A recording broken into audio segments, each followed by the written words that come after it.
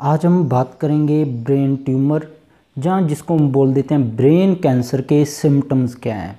दिमाग का जब कैंसर हो जाता है, जहाँ दिमाग के किसी भी हिस्से के अंदर ट्यूमर बन जाता है, जैसे खास करके पिट्यूटरी ग्लैंड के अंदर ट्यूमर बनता है, या किसी और हिस्से में जिसको हम ग्लायोमा भी बोल देते हैं दिमाग के कैंसर को, अगर ऐसा कैंसर बन जाए ब्रेन के अंदर, दिमाग के अंदर, तो उस कैंसर के पहली स्टेज के लक्षण क्या होंगे, दूसरी के क्या होंगे, तीसरी के क्या होंगे, या आम भाषा में बोलें कि शुरुआती दौर के लक्षण क्या होंगे अगर ब्रेन कैंसर या ट्यूमर या ग्लायोमा हो जाए किसी को, और बाद में लक्षण क्या होते हैं जब ब्रेन कैंसर पूरा फैल जाता है और एकदम से आपको पता लग जाता है। तो ये वीडियो आपके लिए और आपकी फैमिली के लिए देखना बहुत ज़्यादा ज़रूरी है, क्योंकि ये ब्रेन कैंसर एक ऐसा कैंसर है, ना तो इसको हम काट कर बाहर निकाल सकते हैं, ना इसकी कोई कीमोथेरेपी है, ना रेडिएशन है, इसका कोई भी परमानेंट इलाज इंग्लिश सिस्टम में नहीं है। तो एकदम से आपको पता लगे और कितने लाखों रुपए खर्च हो जाएं और ये फिर ठीक भी ना हो, तो इसका इलाज के बारे में मैं आपको बताऊंगा। तो सबसे पहले आज हम डिस्कस करेंगे लक्षण क्या है, तो ध्यान से सुनिएगा, लास्ट तक देखिएगा, ताकि आप अपने आस पड़ोस या अपनी फैमिली में पहचान सको किसी को ऐसी दिक्कत तो नहीं है। तो जिन लोगों ने मुझे सब्सक्राइब नहीं किया है, सब्सक्राइब कर लें, बेल को दबाकर नोटिफिकेशन ऑन कर लें, ताकि आप तक ऐसी लेटेस्ट इन्फॉर्मेशन हर रोज पहुँचती रहे। तो ब्रेन ट्यूमर और कैंसर के, जिसको हम ग्लायोमा भी बोल देते हैं, दिमाग के कैंसर के पहले हम देखते हैं शुरुआती लक्षण कैसे होंगे। सबसे पहले जो शुरुआती लक्षण इसके अंदर मिलता है सिर दर्द और निगाह का खराब होना। पर ये शुरुआती लक्षण जो मिलता है ये 90% और बीमारियों में भी मिलता है।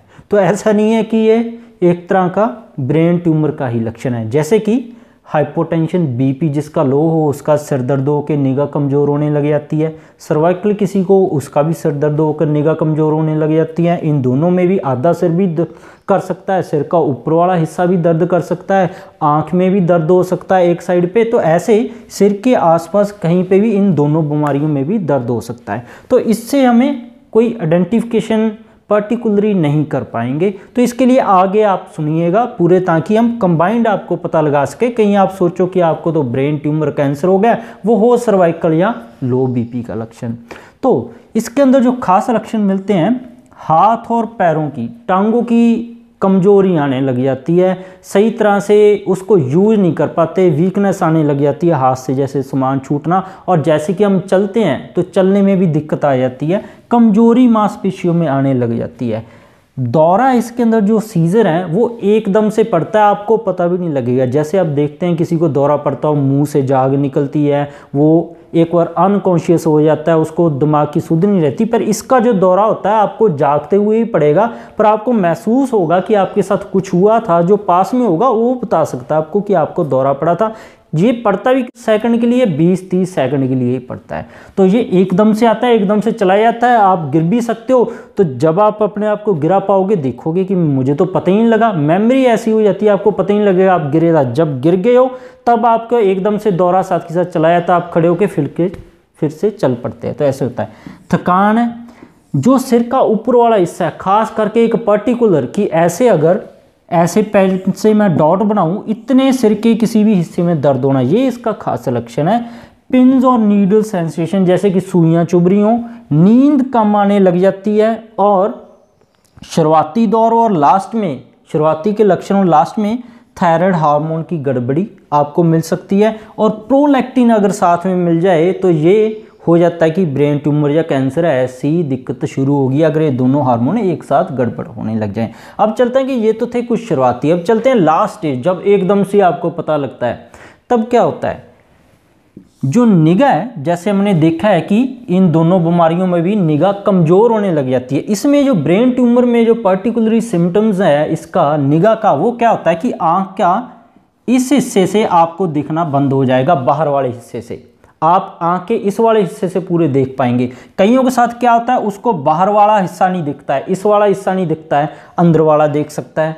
तो ऐसे सारा कुछ उनके साथ निगाह के साथ, और ये एक आँख के साथ भी हो सकता है। जैसे एक आँख से तो उसको पूरा दिखेगा, इस वाली आँख से क्या होगा, उसको अंदर से नाक की साइड वाला हिस्सा काला दिखेगा और बाहर वाला हिस्सा सही दिखेगा। तो ये इसके पर्टिकुलर सिम्टम्स हैं ब्रेन ट्यूमर के, कैंसर के।